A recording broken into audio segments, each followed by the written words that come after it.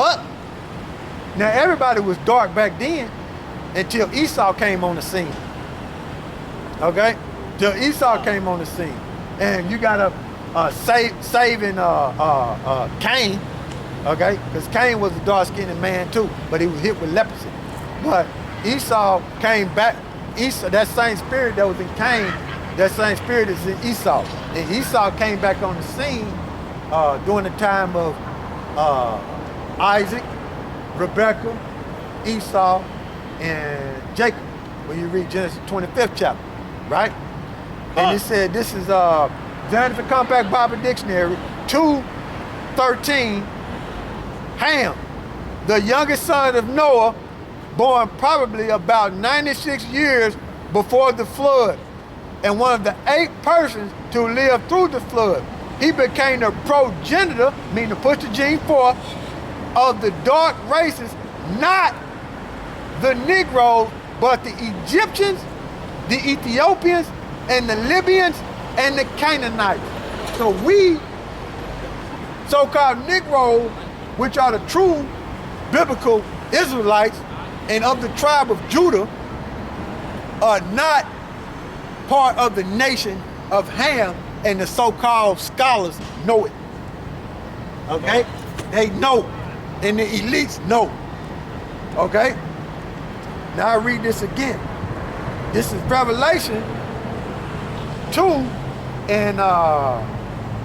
I know thy works and tribulation and poverty, but thou art rich, because we got the knowledge and wisdom and understanding, right? And the kingdom is set up for Israelites to rule, okay? They gonna rule the earth, and all nations outside of Israel is gonna be subject to Israel, under the rule of Israel.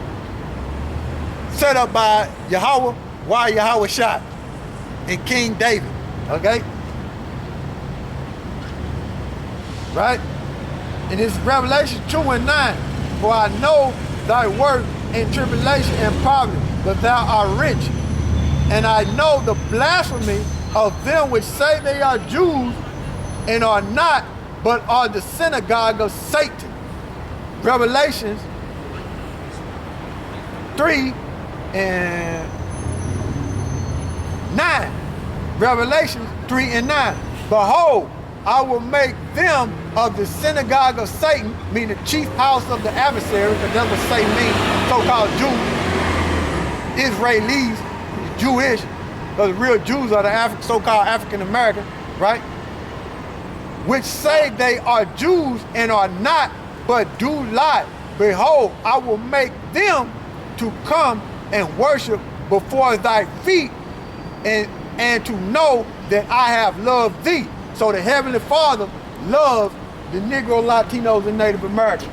Those are his chosen people. Those who this Bible is really given to. So-called white man did not give us this Bible when we was in slavery, okay? What he did was took it and tried to interpret it and broke it down totally wrong and deceived the masses of people, mainly these Negro, Latinos, and Native Americans. And a lot of these churches that the Negro, Latinos, and Native Americans go to, those pastors don't know and don't understand the Bible. All they want is your money, okay? They cannot teach you your true nationality, because the thing about it is they signed a 501c3 tax statute, right? Which is the gag order, which waived their First Amendment rights, so they cannot teach you the whole Bible, okay? And that statute was set up by the government, okay? That statute was set up by the government to hinder the understanding of the nationality of the Negro, Latinos, and Native Americans, and they cannot teach against homosexuality in them churches, okay? They don't understand the Bible, okay? And they go to them theologian schools to learn religion, and the Bible does not deal with religion. The Bible deals with statute, laws, and commandments, okay? That's what it deals with, statute, laws, and commandments. The word religion is a Latin word, religio, okay? Which means to bind up or hold back. That's what the word religion means. And when you go to them churches, you're being bind up and held back from the true understanding of the Bible, and you leave out of there with the rabbit ears, okay?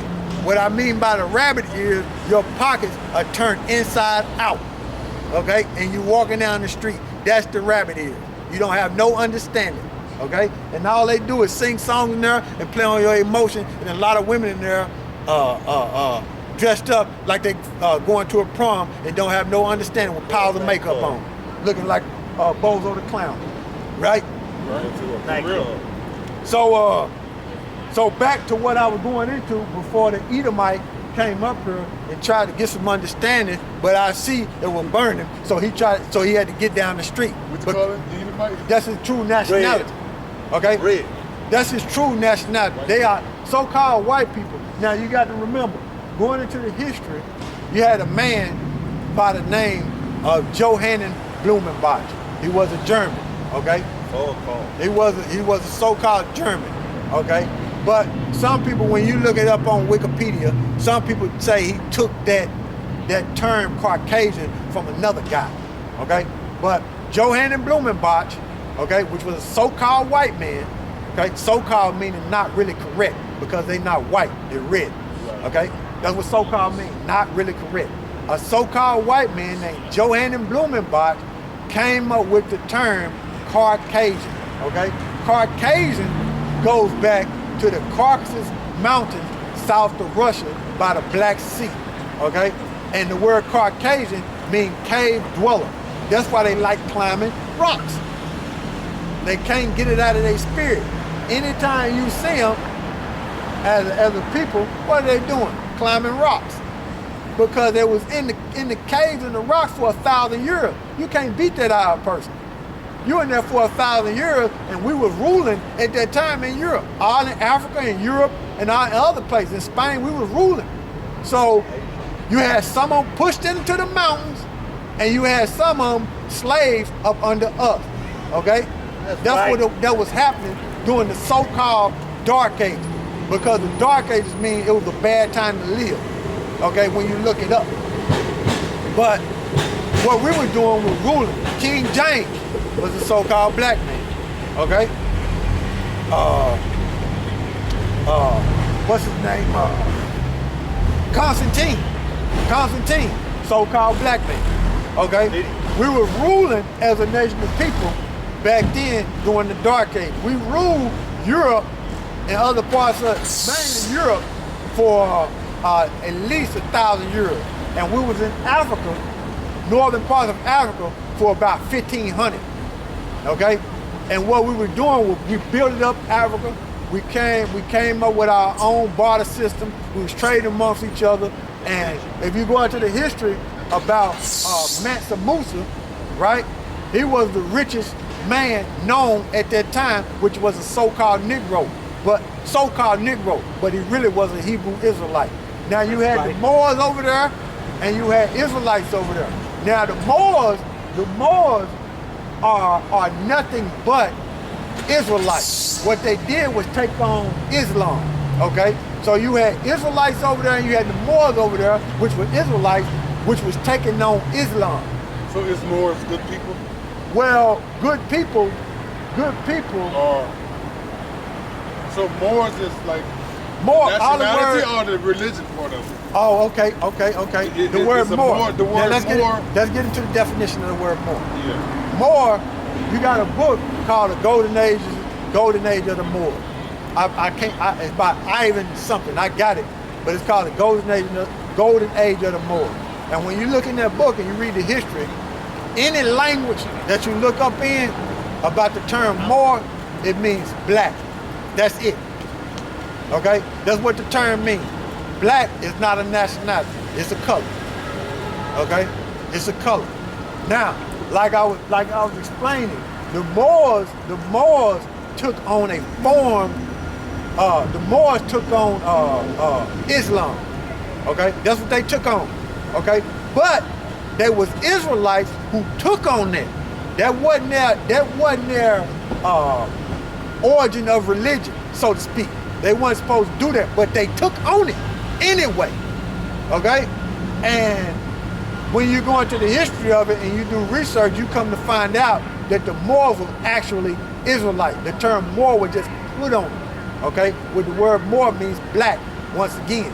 Now, like I said, you had Israelites over there who knew they was Israelites, and then you had Moors, which was Israelites, but they was taking on the form of Islam into the Quran.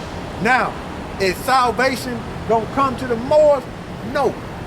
Salvation, according to the King James Bible, which is the true supreme book on this earth, because the Quran have certain things out of that Quran come from the Bible, which you had a guy by the name of Saint Augustine, okay, in northern parts of Africa, Algeria, right?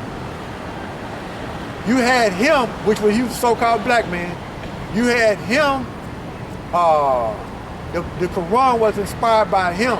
I can't remember the actual two books. I know one is Confessions in the City of God. I want to say, don't quote me on it. Okay, you have to look it up. I think it was called Confessions and the City of God or something like that.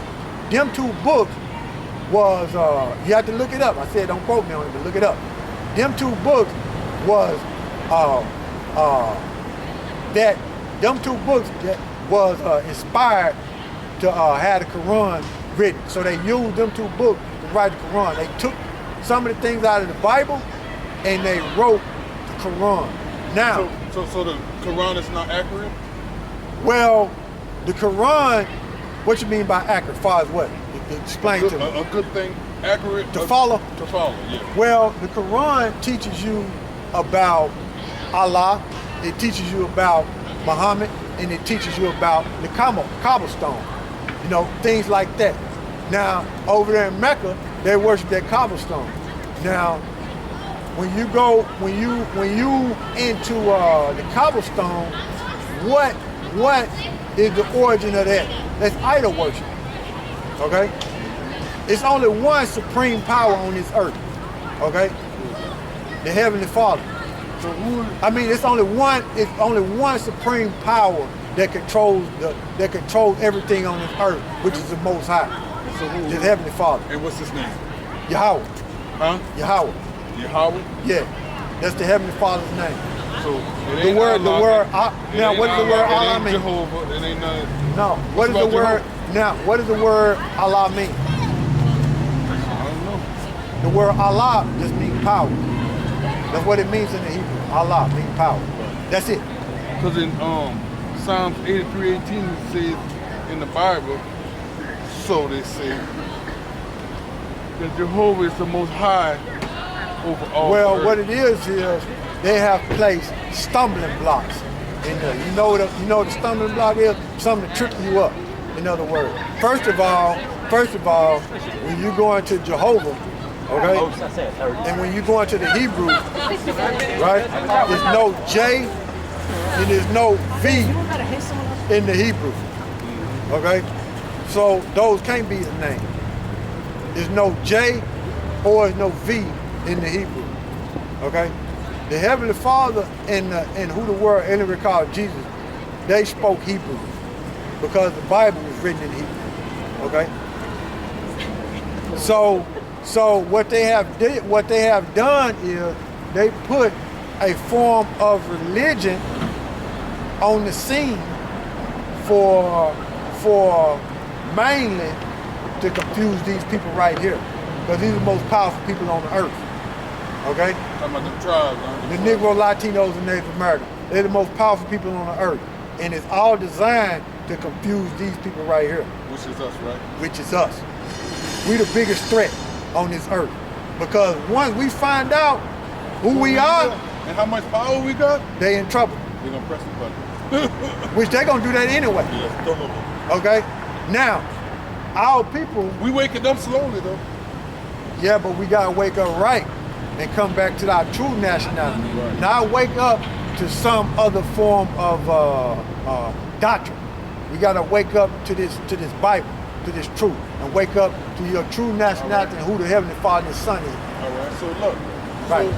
So what's the